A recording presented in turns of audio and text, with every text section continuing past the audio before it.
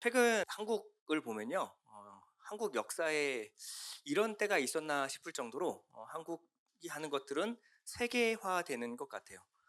자동차도 잘 만들고 반도체도 잘 만들고 스마트폰도 잘 만듭니다. 물건만 잘 만드는 게 아니에요. 영화, 음악, K-드라마까지 이번에 필리핀 가니까요. 저희보다 드라마를 더 잘 알아요. K-드라마 열풍입니다. 근데 이 드라마가 좀 문제입니다. 어 너무 재밌어요. 드라마는 가장 궁금한 순간에 끊습니다. 그래서 한 편만 봐야지 하고 시작했다가 정신을 차려보면 한 벌써 4~5시간 지납니다. 끊을 수가 없어요. 가장 궁금한 순간에 끊어버리니까. 세상에 이렇게 잔인한 사람들이 있을까요? 그래서 다음 편을 보지 않는 사람이 굉장히 냉철한 마음을 갖지 않고서는 불가능합니다. 궁금하고 참을 수가 없게 만들어 버리죠. 이 드라마에 중독된 사람들이 꽤 많습니다. 드라마 중독이란 말이 나올 정도로요. 그래서 어떤 분들은 저는 중독까지는 아닙니다. 저는 그저 월화 드라마, 수목 드라마, 그리고 주말 드라마 딱 요 정도 즐깁니다. 이런 분들이 제일 위험한 분들이요. 예. 중독은 자기가 중독인지 모를 때가 가장 위험합니다. 예. 그 정도로 드라마와 삶을 떼어놓을 수가 없는 것 같아요. 그 1시간이 좀 넘는 드라마를 매일매일 봐도 지치지 않습니다. 저도 드라마 중독인데요. 저는 좋아하는 드라마가 뭐냐면 십자가와 부활의 복음이라는 이 드라마는요. 봐도 봐도 또 봐도 질리지가 않아요. 각본, 기획, 제작, 연출 다 삼위 하나님이 하셨고 직접 출연까지 하셨어요. 하나님께서 쓰신 이 드라마, 역전의 드라마, 반전의 드라마는요. 어떤 드라마보다 더 역동적입니다. 이 모든 스토리는요. 드라마 스토리로 끝나는 것이 아니라 내 삶에 실제로 일어났고 지금도 일어나고 있는 사건입니다. 그렇기 때문에 이 드라마는 우리가 매번 볼 때마다 질리지 않고 그 안에 있는 의미를 새롭게 발견해냅니다. 우리가 얼마나 많이 십자가를 듣고 보고 깨달았을까요? 그런데 요한복음 강해를 하면서 가장 힘든 부분이 바로 십자가였어요. 왜냐하면 너무 양이 많습니다. 이 십자가를 하나하나 여러분과 함께 풀다 보면 요한복음 강해가 100편이 넘어갈 것 같아요. 그래서 이 부분 중에 어떤 것을 여러분과 함께 나누어야 하나라는 이런 걸 가려내기가 쉽지가 않은 부분이 바로 십자가입니다. 우리는 십자가를 흔히 잘 안다라고 생각할 수가 있어요. 하지만 십자가를 들여다보고 들여다볼수록 십자가는 신비입니다. 십자가는 놀라운 비밀이 숨겨져 있습니다. 오늘 그 비밀을 여러분들이 알고 가시는 축복이 있기를 축원드립니다. 오늘 본문 보면요, 다 이루었다 라고 신포도주를 받아 마시신 후에 다 이루었다 주님께서 말씀하시죠. 29절에서 30절인데요. 거기 신포도주가 가득히 담긴 그릇이 있는지라. 사람들이 신포도주를 적신 해면을 우슬초에 메어 예수의 입에 대니 예수께서 신포도주를 받으신 후에 이르시되 다 이루었다 하시고 머리를 숙이니 영혼이 떠나가시니라. 단 2절이지만 하나하나가 의미가 있습니다. 그중에서 오늘 가장 중요한 다 이루었다의 의미를 좀 알아볼 텐데요. 이 다 이루었다는 이 한 절만, 이 한 부분만 떼서 보기가 굉장히 어렵습니다. 왜냐하면 예수님께서 신포도주를 받으신 후에 이르시되 다 이루었다 하시고 이 두 가지가 떼어놓을 수 없기 때문에 그렇습니다. 그러면 예수님께서 신포도주를 받으신 사건과 다 이루었다가 무슨 연관성이 있을까요? 다른 본문에 보면요. 예수님께서 포도주를 거절하시는 장면 여러분 아시죠? 어떤 포도주를 거절하셨을까요? 마가복음 15장 33절로 가보겠습니다. 모략을 탄 포도주를 주었으나 예수께서 받지 아니하시니라. 자, 모략을 탄 포도주는 받지 않으셨는데 신 포도주는 받으셨어요. 자, 이 두 포도주의 의미가 뭘까요? 앞에는 참고 마지막 한 모금을 위해서 사우나 후에 마시는 바카스 한 병처럼 지금이 아니야 마지막 한 모금을 위하여 지금은 참겠다 뭐 이런 말씀은 아니실 텐데 자 모략을 탄 포도주는 받지 않으시고 신 포도주를 받으셨어요. 예수님의 입맛의 문제가 아닙니다. 자 모략을 탄 포도주는 어떤 의미죠? 모략을 타면 마약 성분이 있어요. 그래서 이 통증을 완화시켜 줍니다. 그렇기 때문에 예수께서는 이 통증 완화를 하는 이 모략을 탄 포도주를 거절하셨어요. 하나님께서 주신 이 모든 고난, 고통, 십자가를 온전히 다 감내하기를 원하셨습니다. 예수님은 우리의 모든 고통을 체휼하기를 원하셨기 때문에 모략을 탄 포도주는 받지 않으셨어요. 자, 그런데 문제는 신포도주입니다. 왜 신포도주는 주님께서 받으셨을까요? 자, 30절인데요. 예수께서 신포도주를 받으신 후에 이르시되 다 이루었다 하시고 머리를 숙이니 영혼이 떠나가시니라. 이 다 이루심과 신포도주가 연관성이 있어요. 신포도주를 의미를 알기 위해서는 어디로 가야 되냐면 이 십자가를 둘러싸고 있는 배경으로 가봐야 합니다. 공관복음부터 해서 요한복음까지 해서 공이 유월절이라는 부분을 굉장히 강조하고 있습니다. 요한복음 19장 안에 있는 유월절에 관한 이야기만 두 절 한번 찾아볼게요. 19장 14절입니다.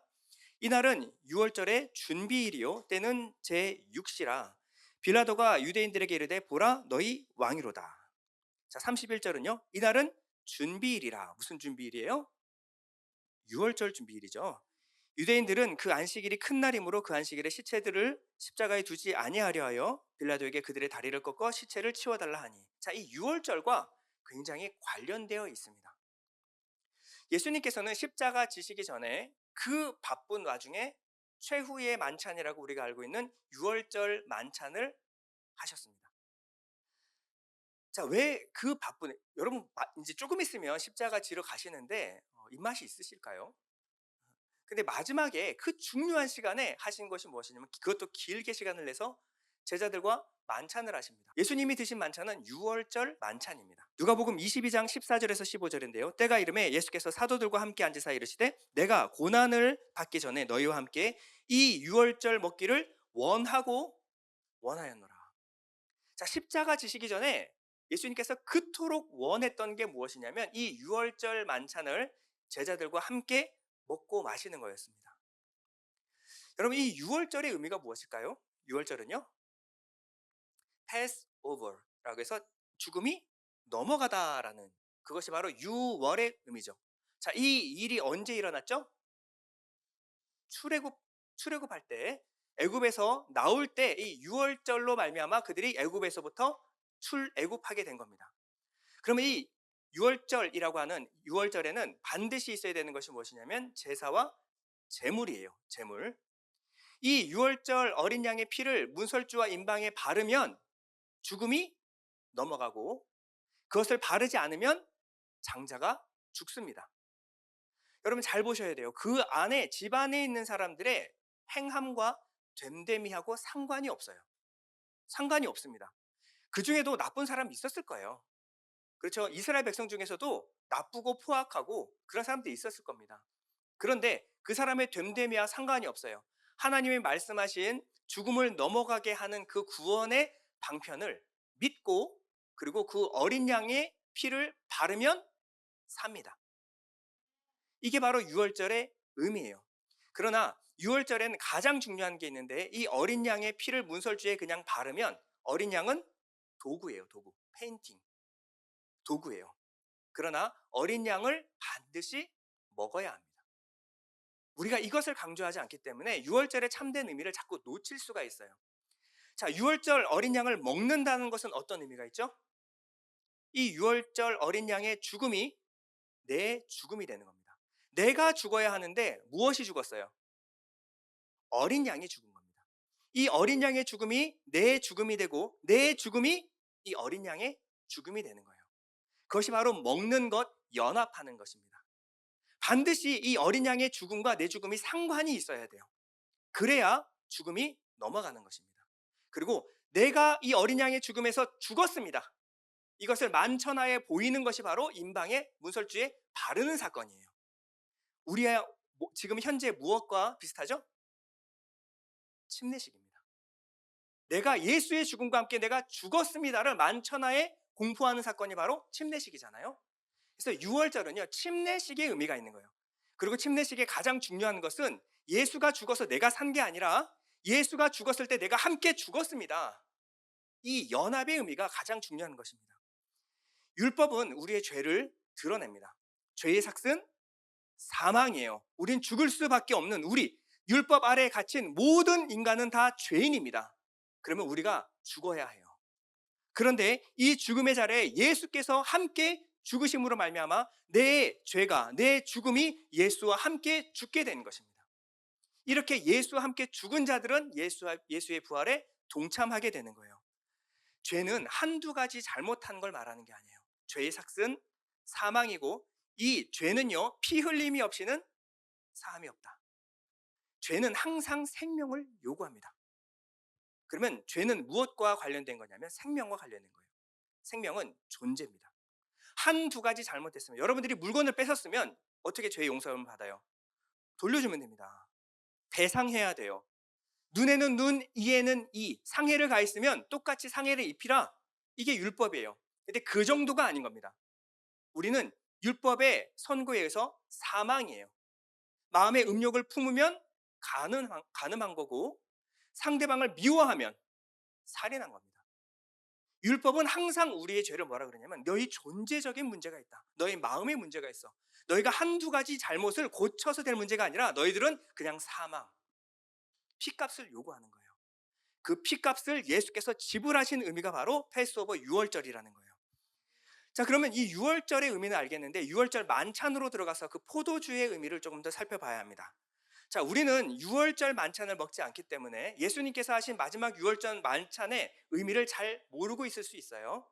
유월절 의식은요, 어린 양의 고기를 먹고 그 피를 마시는, 그래서 그 피가 바로 포도주를 의미하는 거고, 어린 양의 몸, 살이 바로 떡을 의미하는 거예요. 빵이죠. 이 빵과 포도주를 마심으로 말미암아 어린 양의 죽음이 내 죽음이 되었고, 어린 양의 생명이 내 생명이 된 겁니다. 전통적으로 유월절 식사에는요, 좀 와인잔이 4잔이 있습니다. 전통적으로 유월절 식사에서는 4번 포도주를 마셔야 합니다. 첫 번째, 식사 전에, 그리고 식사 중간에, 그리고 식사 후에, 그리고 마지막에 할렐이라는 유월절 찬양을 불러요. 부르고 나서 마지막 4번째 잔을 마셔야 합니다. 자, 조금 있으면 문제가 나옵니다. 여러분 잘 보셔야 돼요. 식사 전, 중간, 후, 찬양 후. 아시겠죠? 1, 2, 3, 4. 자, 문제 내겠습니다. 누가복음 22장 17절. 이에 잔을 받으사 감사 기도하시고, 이거는 언제예요? 자, 식사 전입니다. 감사 기도하시고 이르시되 이것을 갖다가 너희끼리 나누라. 자, 이게 몇 번째 잔일까요? 식사 전. 첫 번째 잔. 쉬운 문제였는데? 네. 자, 당황하지 말고 20절로 넘어갑니다. 20절. 저녁 먹은 후의 잔도 그와 같이 하여 이르시되 이 잔은 내 피로 세우는 새 언약이니 곧 너희를 위하여 붓는 것이라. 자, 저녁 먹은 후의 잔은 몇 번째 잔일까요? 전, 중, 후, 그다음 찬양 후. 몇 번째 잔? 그쵸? 3번입니다. 세 번째 잔을 마시신 거예요. 자, 그러면 마지막 6월절 만찬을 마무리하기 위해서는 4번째 잔이 남아 있습니다. 4번째 잔은 찬양 후에 마시는 거예요. 마태복음 26장 29절 가보겠습니다. 내가 포도나무에서 난 것을 이제부터 내 아버지의 나라에서 새 것으로 너희와 마시는 날까지 마시지 아니하리라 하시니라. 이에 그들이 찬미하고, 자, 이 찬미가 뭔지 알겠죠? 갑자기 식사 중에 왜 찬미를 하는지 6월절을 식사, 만찬을 알면 알게 되는 거예요. 자, 그들이 찬미를 합니다. 무슨 찬미? 할렐이라는 6월절 찬양을 한 거예요. 그리고 마셔야 하는데 어디로 갔어요? 감람산으로 갔어요. 자, 4번째 잔 마셨을까요? 안 마셨을까요? 안 마셨어요. 안 마셨어요. 자, 그리고 이 4번째 잔을 가지고 주님은 기도하기 시작합니다. 어디로? 감람산 겟세마네 동산에 가셔서 마지막 기도를 하시는데 어떤 기도를 하세요? 마태복음 26장 39절 다 같이 시작. 네.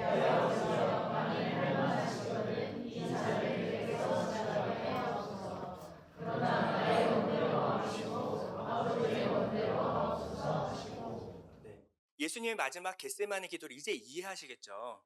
예수님이 수많은 표현이 있는데 십자가를 지시는 것을 무엇이라고 말했냐면 이 잔, 마지막 6월절 만찬의 마지막 4번째 잔을 놓고 기도하시는 거예요.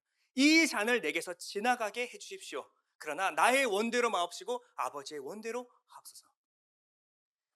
예수님께서 마지막 유월절 네 번째 잔을 마시지 않은 이유가 바로 그겁니다. 그것은 바로 십자가의 죽음으로 말미암아 유월절은 완성되는 것이기 때문에, 예수님의 죽으심으로 말미암아 이 패스오버가 넘어가는 것이기 때문에 마지막 잔을 놓고 기도하시는 거예요. 그리고 예수님께서 신포도주를 요구하시죠. 내가 목마르다. 그래서 직접 요구하신 신포도주를 받아 마시신 후에 다 이루었다. 무엇을? 패스오버를. 이것을 이루신 겁니다. 자, 30절 오늘 본문 다시 한번 읽어볼게요. 예수께서 신포도주를 받으신 후에 이르시되 다 이루었다 하시고 머리를 숙으니 영혼이 떠나가시니라. 예수님께서 마지막 받아 마신 신포도주는요, 유월절 마지막 잔이었습니다. 이 마지막 잔은요, 신포도주는요, 예수의 생명이 내 생명이 되고 내 생명이 예수께 전이 되는 거예요. 예수께 이 신포도주는 인간 모든, 아니 내 죄의 피 대가입니다. 그것을 받아 마시신 후에 다 이루었다 하시고 죽음으로 들어가시는 거예요. 이 잔의 의미가 여러분들 알게 되면 예수님께서 십자가에서 무엇을 완성하셨는지 알게 되실 겁니다. 그런데 이 유월절 만찬 죽음이 넘어가는 것으로 끝나는 것이 아니라 누가복음 22장 18절에 예수님께서 이 잔에 대하여 말씀하시는 그 부분이 나와요. 내가 너에게 이르노니 내가 이제부터 하나님의 나라가 임할 때까지 포도나무에서 난 것을 다시 마시지 아니하리라. 자, 그리고 이 포도주를 마신 사건이 바로 십자가예요. 그럼 십자가에서 마신 후에는 어떠한 일이 일어나야 돼요? 하나님의 나라가 임해야 하는 것입니다. 어떻게 임했을까요? 예수님의 공생에는요, 회개하라, 천국이 가까이 왔다, 임박했다라고 시작을 하셨어요. 천국이 이제 곧 다가올 것이다. 그리고 3년 반 후 공생애를 마치신 후에 주님께서 뭐라 그랬어요? 이제 하나님의 나라가 너희 가운데 임하게 될 것이다. 이 선포가 바로 이 신포도주를 받아 마시신 사건이에요. 그럼 어떠한 일이 일어날까요? 하나님의 나라가 어떻게 임하게 될까요?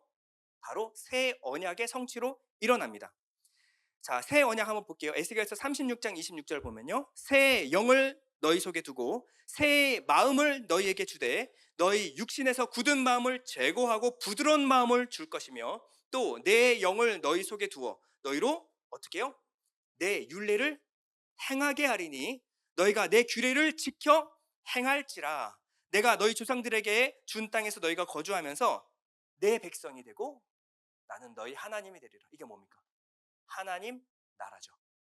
하나님이 하나님 되시고 우리가 하나님의 백성이 될 때 하나님의 나라가 되는 것입니다. 이 새 언약의 성취가 일어나는 거예요. 그래서 22장 누가복음 22장 20절에 저녁 먹은 후의 잔도 그와 같이 하여 이르시되 이 잔은 내 피로 세우는 무엇이니? 새 언약이니 곧 너희를 위하여 붓는 것이니라. 예수님께서는 그저 구약의 유월절을 완성하시는 것이 아니라 이 구약의 완성을 통하여 무엇을 시작하신다고? 새 언약을 시작하실 것입니다. 이제는 우리에게 새 영, 하나님의 영을 부어 내 규례를 지켜 행하는 내 백성 되게 만들겠다. 여기서 이 새는요, 두 가지가 있어요. 우리는 새 하면 new, 갤럭시 11이 나왔다가 12가 나오면 새 제품이 나왔다라고 말하죠. 인 시리즈예요, 시리즈. 이것을 그냥 네오스, 뉴라고 합니다. 그러나 카이노스, 카이네라고 하는 말은요, 이 뉴가 아니에요. 이 갤럭시 폰이 다 끝나고 갤럭시 시리즈가 다 끝나고 어느 이제 구글에서 안경, 구글 글라스를 만들었어요. 그럼 이것은 전화기예요? 안경이에요? 개념 자체가 좀 다르죠. 그 전에 스마트폰이 하는 일은 그대로 합니다. 전화도 걸 수 있고 그다음 어플도 실행할 수 있고 다 할 수 있어요. 하지만 개념 자체가 전화기가 아닌 거죠. 이것은 새로운 것. 이것은 뭐냐면 본질적으로 아예 새로운 것을 말할 때 뭐냐면 카이노스라고 말해요. 카이노스. 예수님께서 하신 새 언약은요, 그 전까지 육신으로 행하던 율법과 다른 영으로 행하게 되는 것. 그것이 바로 카이노스, 새 언약입니다.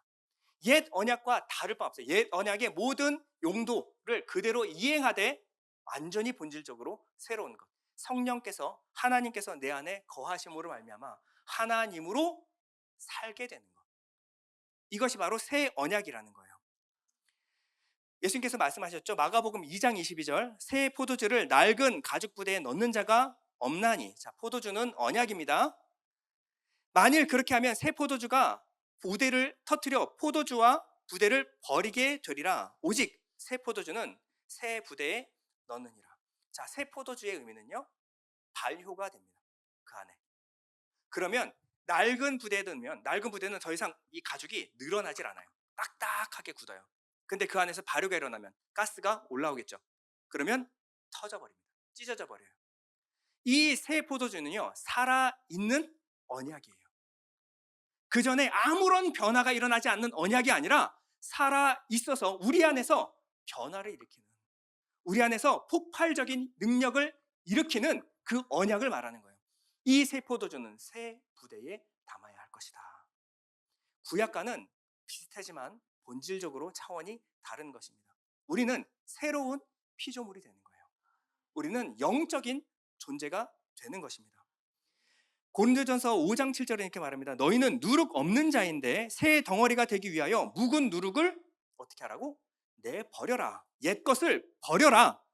우리의 유월절 양 곧 그리스도께서 희생되셨느니라. 예수께서 유월절 어린 양이 되어 희생되는 사건은 바로 옛 것을 끝마치시고 새 것을 여시겠다라는 의미가 있는 거예요. 자, 그런데 이 부분이 굉장히 혼란스러워 하시는 분들이 많아서 예수님께서 다 이루었다라고 하는 이 이루심에 대하여 혼란스러워하는 분들이 의외로 많습니다.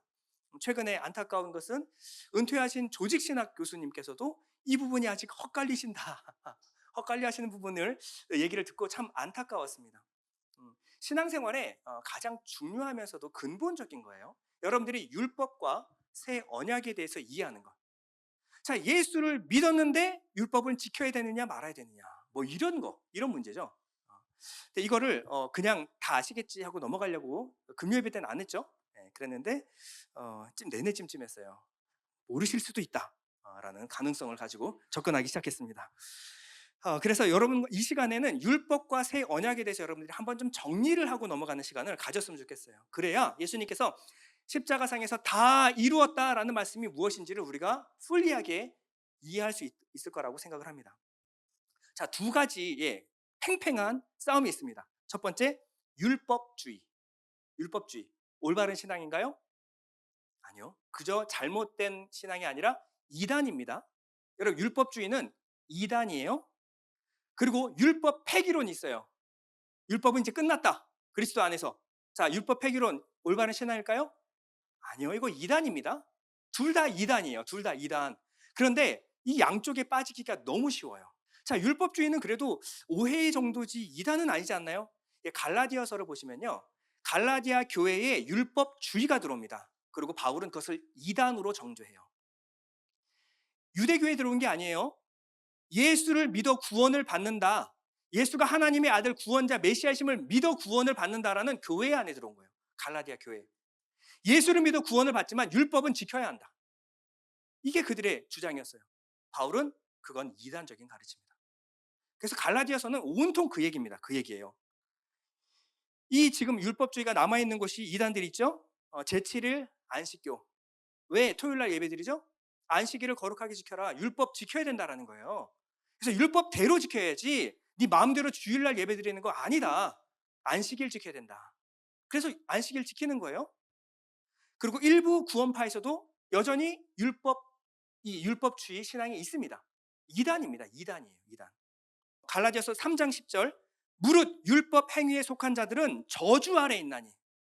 그냥 오해가 아니에요. 저주 아래 있나니 기록된 바 누구든지 율법 책에 기록된 대로 모든 일을 항상 행하지 아니하는 자는 저주 아래 있는 자라 하였습니다.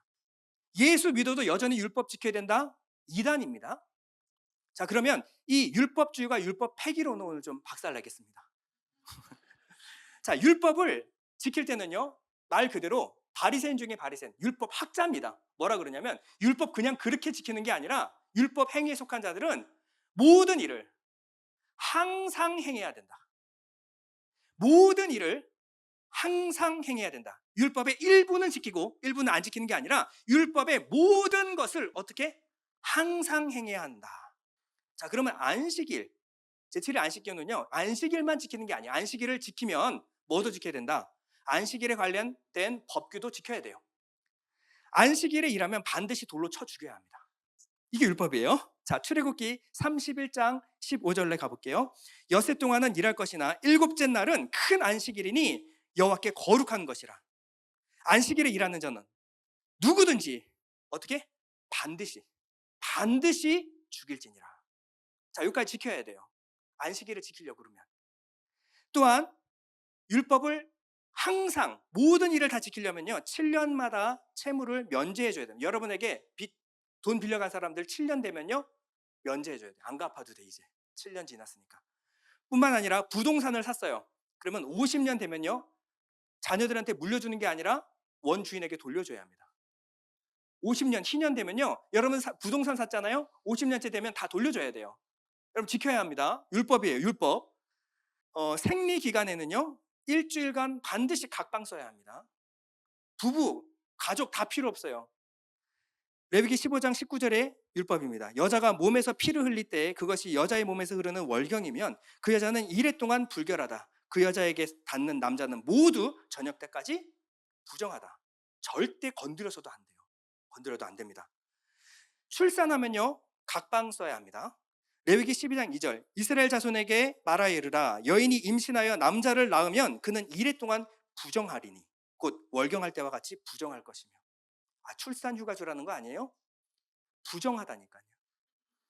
근데 남자 낳으면 차라리 괜찮아요. 여자 낳으면 어떻게 하는지 보세요. 레위기 12장 5절 여자를 낳으면 그는 이래 동안 부정하리니 월경할 때와 같을 것이며 사녀를 깨끗하게 되면 66일을 지내야 하리라. 와, 절대 근처도 가면 안 돼요. 부정하거든요.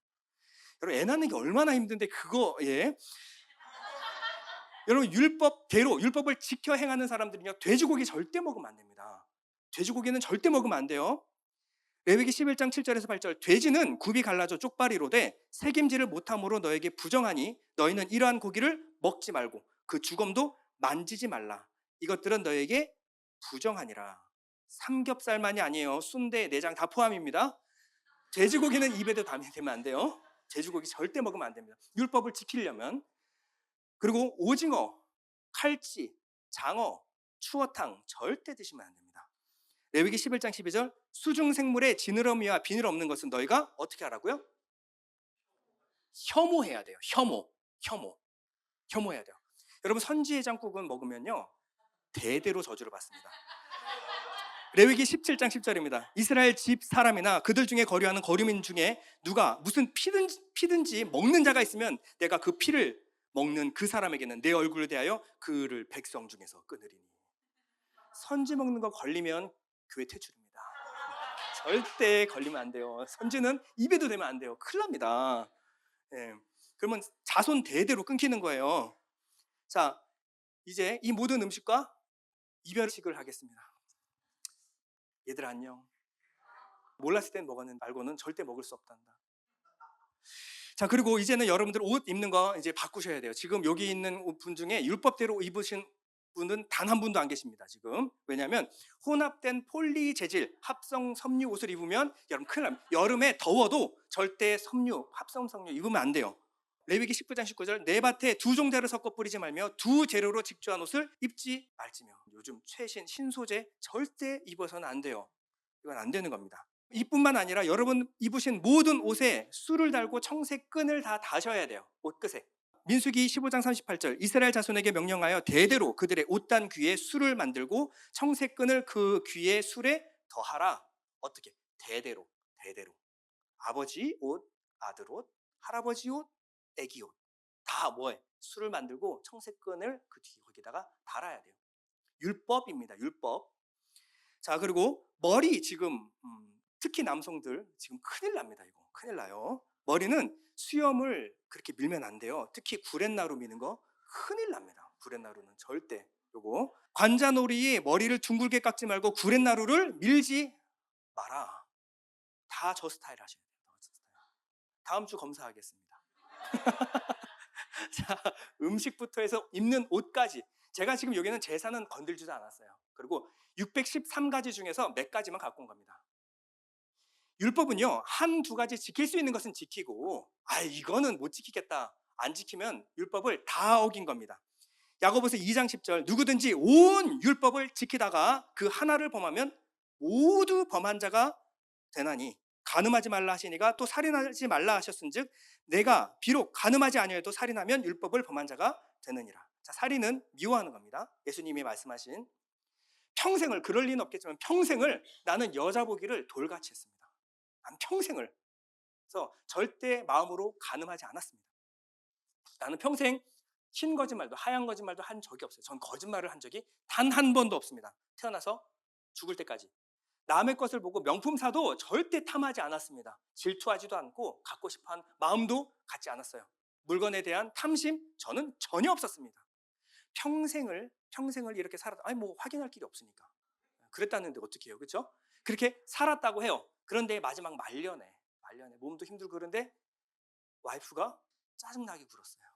그래서 마지막 짜증 한번 냈습니다. 그리고 주님 앞에 갔는데 주님 뭐라 그래요? 너는 율법을 하나도 안 지켰어. 온 율법을 다 지키다가 하나를 범하면 모두 범한 자가 되나니 넌 하나도 안 지킨 거야. 얼마나 억울하겠어요. 주님께 말하겠죠. 아니 제가 율법 평생 다 지켰다니까요. 하나도 율법에 흠이 없어요. 다 지켰다니까요. 근데 마지막 그거 하나 안 지킨 거랑 율법을 하나도 안 지킨 이방인이나 율법을 알고도 지키지 않은 창기나 세리, 그들과 제가 똑같은 대접을 받아서야 되겠습니까? 그런데 율법은 그런 겁니다. 율법은 지키려면 다 지켜야 합니다. 한두 가지 지키고 안 지키는 그게 아니라 지키려면 다 지키십시오. 완전히 지키든지 못 지키든지 둘 중에 하나예요. 갈라디아서 5장 3절에서 4절 내가 할례를 받는 각 사람에게 다시 증언하노니 그는 율법 전체를 행할 의무를 가진 자라. 할례할 거면 다 해. 할례할 거면 율법 다 지켜. 율법 안에서 의롭다 함을 얻으려 하는 너희는 그리스도에게서 끊어지고 은혜에서 떨어진 자로다. 이단이에요. 잘못된 신앙입니다. 율법 지켜서 복받자는 이단입니다. 예수님 말씀하셨어요. 마태복음 5장 20절 너희 의가 서기관과 바리새인보다 더 낫지 못하면 결코 천국에 들어가지 못하리라. 자, 그럼 바리새인과 서기관의 의보다 더 나아야 되겠죠. 바리새인과 서기관의 의는요, 율법의 의, 자기 의였어요. 자기가 열심히 율법을 지켜서 의로워지는 것, 그거보다 더 나아야 된다. 더 잘 지키란 얘기가 아닙니다. 그들보다 더 잘 지킬 수는 없어요. 이미 글렀습니다. 우린 너무 많이 어겨왔어요. 이 더 나은 의가 뭘까요? 더 나은은 페리시오라는 말이에요. 페리시오, 차원이 다른, 우리가 새 언약에서 말했을 때 똑같은 말입니다. 차원이 다른 의를 가지지 않으면 절대 결단코 천국에 들어가지 못하리라. 제가 한 말이 아니에요. 예수님이 하신 말씀. 예수님 뭐라 그러세요? 결단코 천국에 들어가지 못하리라. 그러면 이 차원이 다른 의가 뭘까요? 율법의 의와 차원이 다른 의가 뭘까요? 로마서 3장 20절 여러분 다 같이 한번 읽어보겠습니다. 시작. 그러므로 율법의 행위로 그의 앞에 의롭다 하심을 얻을 육체가 없나니 율법으로는 죄를 깨달음이니라. 이제는 율법 외에 하나님의 한 의가 나타났으니 율법과 선지자들에게 증거를 받은 것이라. 곧 예수 그리스도를 믿음으로 말미암아 모든 믿는 자에게 미치는 하나님의 의니 차별이 없느니라. 바울은 뭐라 그래요? 이 믿음을 율법 외에 하나님의 한 의가 나타났다. 차원이 다른 의가 나타났다. 이 의가 무엇이냐? 바로 모든 믿는 자에게 미치는 하나님의 의. 이것을 뭐라 그러냐면 율법과 선지자의 모든 가르침에서 증거를 받았다. 결국 율법도 선지자도 구약의 모든 내용은 무엇을 설명하는 것이다? 모든 믿는 자에게 미치는 하나님의 의 예수 그리스도를 의미하는 것이었다. 구약도 다른 내용이 아니에요. 율법도 다른 내용이 아닙니다. 지켜서 복받으란 얘기가 아니라 율법이 상징하는 바는 뭐냐면 나는 율법에서 어긋난 자, 죄인, 죽음. 그런데 예수 그리스도를 믿는 믿음으로 말미암는 의다. 이것은 차등, 차별이 없다라는 거예요. 이방인이나 유대인이나 헬라인이나 다 똑같이 이 의로 구원을 받는다라는 거예요. 이 의는요, 우리를 이렇게 만듭니다. 로마서 8장 4절인데요. 육신을 쫓지 않고 그 영을 쫓아 행하는 우리에게 율법의 요구를 이루어지게 하려 하심이라. 자, 믿음으로 말미암는 자들에게는 성령을 우리에게 주십니다. 그러면 성령은 무엇을 하는 분이에요? 죄와 의와 심판에 대하여 우리에게 깨닫게 하시는 거예요. 여러분 잘 보세요. 죄와 심판, 죄의 삭은 사망이다. 이것은요, 율법이 우리에게 말하는 거예요. 가르치는 거예요. 그리고 우리에게 한 의가 나타났어요. 그것이 무엇이냐면 하나님의 사랑입니다. 하나님의 긍휼이에요. 하나님의 의, 믿음으로 말미암는 이 의가 나타났어요. 이 의를 가리키는 것이 바로 성령이에요. 그러면요, 율법은요, 우리에게 죄와 사망, 심판, 그리고 우리는 반드시 재물을 가지고 하나님께 나아가야 되는데, 이 재물이 뭐냐? 여자의 후손으로 오실 바로 구원자 메시아 예수 그리스도를 기다리는, 소망하는 그 믿음으로 너희들은 죄사함을 받게 될 것이다. 이게 율법이었죠. 근데 성령을 받으면요, 성령이 이것을 깨닫게 하신다는 거예요. 그러면 영을 쫓아 행하는 우리에게 무엇이? 율법의 요구가 바로 이거였잖아요. 이 요구가 이루어지게 하려 하심이라. 예수 믿으면 모든 죄가 사함 받는다. 이거예요. 율법은 처음부터 우리에게 주어진 것이 아니었습니다. 아브라함 이후에 430년 후에, 그러면 율법을 알지도 지키지도 않았던 아브라함, 이삭, 야곱의 12아들은요, 율법을 알았을까요? 몰랐을까요? 들어보지도 못했어요. 들어보지도. 노아는요, 당대 의인이었습니다. 의인이었어요. 노아가 무슨 율법을 지켰을까요? 아벨은요, 하나도 안 지켰어요. 율법 없는 그들도 예수를 믿음으로 말미암아 구원을 받은 겁니다. 여러분, 율법의 역할을 우리가 알아야 돼요. 율법은 죄를 드러내고 오직 예수 그리스도께 나아가게 하는 역할을 하는 것이 바로 율법이에요. 갈라디아서 3장 23절, 믿음이 오기 전에 우리는 율법 아래 매인 바 되고 계시될 믿음의 때까지 갇혔느니라. 이같이 율법이 우리를 그리스도께로 인도하는 초등교사가 되어 우리로 하여금 믿음으로 말미암아 의롭다함을 얻게 하려 함이라. 믿음이 온 후로는 우리가 초등교사의 아래에 있지 아니하도다. 율법이 가리키고 의미하는 바가 우리가 알았으니까 율법을 지키는 것으로 가지 않아요. 왜 악하고 천박한 초등학문으로 다시 돌아가려고 그러니? 갈라디아에서는 이렇게 외칩니다. 왜 다시 율법으로 돌아가? 예수를 믿는다는 너희들이 왜 다시 율법으로 돌아가? 여러분, 예수님이 오심으로 말미암아 그러면 율법이 폐해진 겁니까? 요게 율법 폐기론이에요. 요게 함정입니다. 율법에 담긴 하나님의 의도와 계획은 전혀 바뀌지 않았어요. 율법은요, 예수 그리스도께 우리가 나아가게 만들고 내 의를 깨트리고 오직 예수 그리스도의 의로 말미암아 내가 구원을 받는다. 이게 율법의 가르침이었습니다. 그러면 예수님 오시면요, 율법의 가르침이 절대 손상되거나 약화되지 않습니다.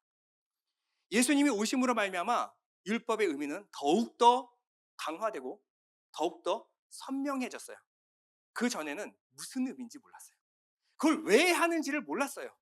그런데 예수님이 오셔서 십자가에서 완전한 제사를 이루심으로 말미암아 우리는 더 이상 제사가 필요 없어진 겁니다. 예수님께서 하나님 앞에서 온전한 의를 이루심으로 말미암아 그 의가 우리에게 전가됨으로 우리는 율법에 의해서 완전한 의를 얻게 된 것입니다. 예수님이 오심으로 율법이 폐하여진 것이 아니라 완성된 거예요. 성취된 것입니다. 히브리서 7장 19절인데요. 율법은 아무것도 온전하게 못할지라 이에 더 좋은 소망이 생기니 이것으로 우리가 하나님께 가까이 가느니라. 자, 로마서 7장도 보겠습니다. 4절. 그러므로 내 형제들아 너희도 그리스도의 몸으로 말미암아 무엇에 대하여? 율법에 대하여 죽임을 당하였으니 이는 다르니 곧 죽은 자 가운데서 살아나신 이 예수께로 가서 우리로 하나님을 위하여 열매를 맺히게 하려 함이라. 여기 말씀에서는 비교가 되고 있죠. 율법으로 의를 얻는 것이 아니라 하나님을 위하여 열매를 맺어라. 이 얘기를 하고 있는 거예요. 예수님께서는 이렇게 말씀하셨습니다. 율법과 선지자를 내가 폐하러 온 것이 아니다. 그것이 마지막 율법과 선지자인 침례 요한이 무엇을 증거하다 갔습니까? 예수께 보라 하나님의 어린 양이로다. 이게 뭐냐면 구약의 모든 선지자와 율법의 가르침이었어요. 예수께서 오실 것이다. 그가 너희를 구원하실 것이다. 마태복음 5장 17절 내가 율법이나 선지자를 폐하러 온 줄로 생각하지 말라. 폐하러 온 것이 아니요 완전하게 하려 함이라. 여기 보면 율법만이 아니요. 율법이나 선지자. 뭘 말하는 거예요? 구약입니다. 구약이에요.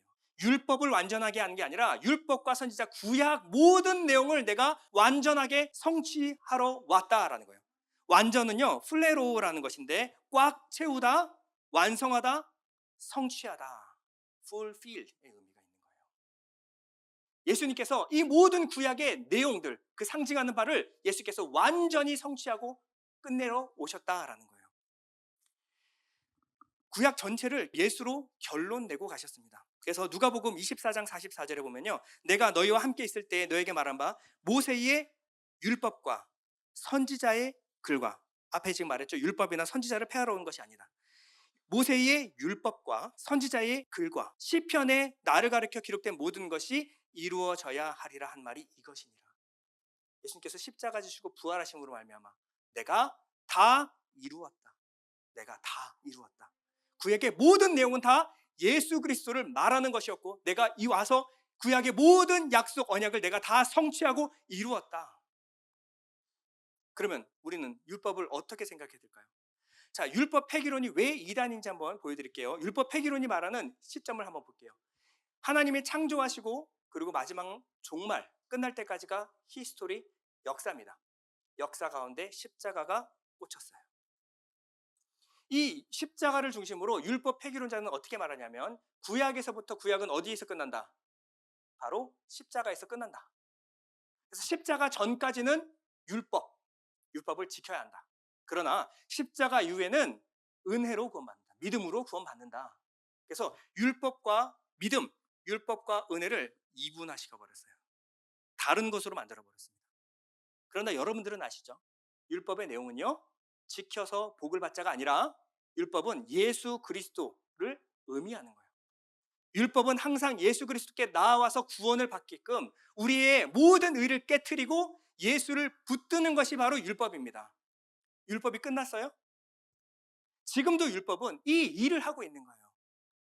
그래서 올바로 여러분들이 신앙을 보려면 이 시점을 어떻게 바꿔야 되냐면, 율법은 언제까지? 예수님이 다시 오실 때까지 율법은 여전히 있는 겁니다. 그리고 십자가로 말미암아 이제 새 언약이 시작되었어요. 그리고 우리에게 적용되었습니다. 그러면 지금은 뭐예요? 율법과 은혜가 공존하는 시대입니다. 그런데 율법은요, 점점 힘이 약해져요. 율법은요. 왜냐하면 율법의 모든 내용을 굳이 율법으로 보는 것이 아니라 예수를 통하여 율법을 보니까 이제 율법은 더 이상 우리가 그렇게 두껍게 하나하나 지켜가면서 알 필요가 없어요. 예수 안에서 발견하면 되는 것입니다. 히브리서 8장 13절, 새 언약이라 말씀하셨음에 첫 것은 낡아지게 하신 것이니 낡아지고 쇠하는 것은 없어져 가는 것이니라. 점점 없어져요. 그리고 마지막 심판이 끝나고 나면요, 율법은 사라집니다. 더 이상 율법은 없어져요. 오직 뭐만 남아요? 은혜, 믿음으로 말미암는 의는 영원히 남는 것입니다. 사탄은요, 요거를 몰랐어요. 갈라디아서 3장 11절 이렇게 말합니다. 하나님 앞에서 아무도 율법으로 말미암아 의롭게 되지 못할 것이 분명하니 이는 의는 믿음으로 말미암아 살리라 하였습니다. 율법은 믿음에서 난 것이니 율법을 행하는 자는 그 가운데서 살리라 하였느니라. 그리스도께서 우리를 위하여 저주를 받은 바 되사, 무슨 저주예요? 율법의 저주입니다. 율법의 저주예요. 율법의 저주에서 우리를 속량하셨으니 기록된 바 나무에 달린 자마다 저주 아래에 있는 자라 하였습니다. 이는 그리스도 예수 안에서 아브라함의 복이 이방인에게 미치게 하고 또 우리로 하여금 믿음으로 말미암아 성령의 약속, 새 언약이죠, 약속을 받게 하려 함이라. 제가 길게 설명했던 설교를 단 몇 절로 축약해서 나왔죠. 다 나와 있죠? 네, 집에 가서 확인하시면 됩니다. 사단 마귀는 이걸 몰랐다는 거예요. 예수님이 죽으심으로 말미암아 우리의 모든 율법의 저주를 속량하시는 것을 알지 못했습니다. 고린도전서 2장 8절입니다. 이 지혜는 이 세대의 통치자들이 한 사람도 알지 못하였나니. 이 지혜가 뭐예요? 복음이에요. 십자가 안에 담겨진 비밀. 만일 알았더라면 영광의 주를 십자가에 못 박지 아니하였으리라. 기록된 바 하나님이 자기를 사랑하는 자들을 위하여 예비하신 모든 것은 눈으로 보지 못하고 귀로 듣지 못하고 사람의 마음으로 생각하지 못하였다 함과 같으니라. 마귀는요, 우리보다 훨씬 지혜롭습니다. 하나님이 만드신 모든 것보다 가장 간교하다, 지혜롭다. 한 가지 몰랐어요. 딱 한 가지. 예수님의 십자가의 의미를 몰랐던 것입니다. 알았으면 절대 십자가에 못 박지 않았을 것입니다. 마귀는요, 하나님을 반역해서 하나님의 나라를 망가뜨리는데 전력을 다했어요. 그런데 하나님의 아들들, 그리고 하나님의 자녀가 되어야 될 인간들이 타락함으로 말미암아 죄인이 되었습니다. 그리고 너는 흙이니 흙으로 돌아갈지니라. 그리고 뱀에게 너는 평생 흙을 먹고 살 것이다. 죄인을 먹고 살아요. 사단 마귀는 항상 죄인을 집어삼키고 이 세상 왕 되어서 우리의 욕심과 정욕, 탐심으로 우리를 끌어가는 존재입니다. 그런데 어느 날 하나님의 아들 성자 하나님이 이 땅 가운데 오셨어요. 그럼 원래는 심판입니다. 심판이에요. 모든 악한 것이 다 끝나는 그때예요. 근데 예수님이 어떻게 오셨냐면 우리의 죄인된 육신을 입고 이 땅 가운데 오셨어요. 자, 마귀 입장에서 보세요. 얼마나 혼란스러워요. 가장 두려운 존재가 자기 나와바리에 지금 들어왔어요. 들어왔는데 하나님으로 오시면 자기는 상대가 안 됩니다. 창조주고 피조물이에요. 어떻게 상대를 합니까? 그런데 이 하나님이 초라한 마구간에서 말 밥통에서 양 밥통에서 태어났어요. 얼마나 냄새나는 것인지 아십니까? 아니 세상 어떤 아버지가 자기 아들을 그런 데서 태어나게 만들어요. 그렇죠? 근데 거기서 태어났어요. 이상하다. 그리고 30세가 될 때까지 아무 일도 안 해요. 자라나십니다. 사단 마귀가 속이 터져버릴 것 같아요. 왜 저러시지? 왜 저러시지? 공생애를 시작하는 그 순간 만약 하나님의 아들이거든. 뭐예요? 아닐 수도 있어. 아닐 수도 있어. 저분 왜 저러실까? 근데 어떻게 해요? 말씀하시는 것이 하나님의 아들 맞아요. 우리는 믿지 않았지만 귀신들은 믿고 떨었습니다. 당신은 지극히 높으신 하나님의 아들입니다. 나와 무슨 상관이 있습니까? 그들은 하나님의 아들 예수 그리스도를 알아봤어요. 그런데 사단 마귀는 이 아들만 죽이면 세상 모든 하나님의 권세는 내 것이다. 하나님은 말씀이니까. 요거를 어떻게 해야 되는데. 그런데 육신을 입고 오셨으니까 자기가 먹을 수가 있게 된 거예요. 육신은 사망을, 자기의 가진 힘, 가장 큰 힘은요, 사망이거든요. 사망으로 삼킬 때를 기다리고 있었습니다. 그리고 마지막 순간에 한치의 실수도 하지 말아야 된다. 그래서 마지막 그 순간을 향해서 달려나가기 시작했어요. 사탄의 본성이고 강력한 승부수를 던진 것이 바로 십자가였습니다. 마지막 십자가. 사탄 마귀는요, 십자가를 둘러싸고 영적 대전쟁을 준비했어요. 아마겟돈입니다. 하나님이 아들이 죽는 것을 그대로 내버려 두시지 않을 것이다. 하나님의 사랑이고 하나님의 기쁨이었거든요. 하나님은 절대 분리될 수 없는 분이기 때문에 아들이 죽는 그 순간에 아버지께서 반드시 개입하실 것이고 이 하나님의 아들인 예수 그리스도는 자기의 정체를 드러내게 될 것이다. 그래서 바리새인들은요 가서 괜히 시비 걸어요. 야, 하나님 아들이면 내려와 봐. 내려와 봐. 뭐예요? 싸우자는 겁니다. 아마겟돈이에요. 모든 완전 무장하고요 둘러쌌어요. 무슨 일이 일어날 거야. 끝까지 긴장을 놓치지 마라. 그런데 이 아들이요 정말 6월절 어린 양처럼 끌려가서 못을 박히질 않나. 마지막에 아버지여 아버지여 어찌하여 나를 버리시나이까. 이 고백을 들었을 때 사단 마귀는 축배를 들었을 거예요. 환호성을 질렀을 겁니다. 야, 이게 웬일이냐? 이게 웬일이냐? 끝났어. 우리가 이긴 거야. 그리고 마지막 사망으로 집어삼키는 순간 예수님이 회한의 미소를 짓고 한마디 하십니다. 다 이루었다. 여기서 반전이 일어나는 거예요. 여기서 역전이 일어나는 거예요. 사단 마귀는 돌이킬 수가 없습니다. 일사부재의 원칙. 집어삼킨 걸 뱉을 수가 없어요. 이게 사망의 특징입니다. 예수님을 집어삼켜버렸어요. 근데 어떻게 해요? 예수님 마지막 그 순간에 내가 다 이루었다고 고개를 숙이니 영혼이 떠나가시니라. 내어준 거예요. 그리고 사단의 사망 가운데, 음부 가운데 들어가십니다. 그리고 예수님 뭐라 그랬어요? 이 모든 죄는 죄 가운데 육신의 죄를 정하사 그리고 이 육신을 음부 가운데 집어 던져버릴 거예요. 로마서는 뭐라 그래요? 내가 죄를 지으면 내가 짓는 게 아니야. 내 속에 거하는 죄가 죄를 짓는 거야. 예수님이 우리를 삼킨 것, 우리와 연합한 것은 하신 것은 무엇이냐면 이 육신의 생명이에요. 옛 아담, 옛 정체성, 육신의 탐심과 정욕을 십자가에 못 박아내니라. 그것을 예수님께서 가져가시고 지옥 권세에다가 던져버리신 겁니다. 우리는 더 이상 이 미끼가 사라졌어요. 사단 마귀는 항상 우리를 율법의 정죄로 말미암아 옛사람 그것으로 말미암아 우리를 끌고 다녔습니다. 미끼를 문 고기는요 질질 끌려다녀요. 보암직하고 먹음직하고 지혜롭기에 탐스럽기 때문에 한 입 베어 물었습니다. 그 순간 어떻게 해요? 그 안에 고리가 딱 걸린 거예요. 그 순간은 이제는 내가 원하는 대로 갈 수 없어요. 사단이 끌고 가는 대로 가는 겁니다. 몸부림치면요 속이 다 뒤집어져요. 그 순간 참을 수 없게 힘듭니다. 불행해져요. 점점점 힘이 빠지고 늙어서 죽으면요 물 위로 올라가면 모자 쓴 아저씨가 웃고 있어요. 그리고 회칼 고추장 국물이 버글버글 끓고 있죠. 그게 모든 인간의 운명이었어요. 예수님이 들어가셔서 우리 안에 있는 죄, 그 미끼를 끄집어내신 거예요. 그리고 사망 가운데 던져 넣으신 겁니다. 뿐만 아니라 우리에게 성령을 주어서 우리가 어디로 가야 될지, 무엇을 먹고 무엇을 마셔야 될지 모르는 우리에게 올바른 눈을 뜨게 하신 거예요. 하나님 아버지의 품으로 우리를 이끌고 가신다. 이것이 예수님께서 하신 다 이루었다의 의미인 거예요. 예수님은 사망과 음부의 모든 죄를 가두어두시고 죄를 도말해 버리셨습니다. 고린도서 15장 55절인데요. 사망아 너의 승리가 어디 있느냐? 사망아 내가 쏘는 것이 어디 있느냐? 사망이 쏘는 것은 죄요. 죄의 권능은 무엇이다? 율법이다. 그런데 우리 주 예수 그리스도로 말미암아 우리에게 승리를 주시는 하나님께 감사하노니 우리는 자유입니다. 할렐루야.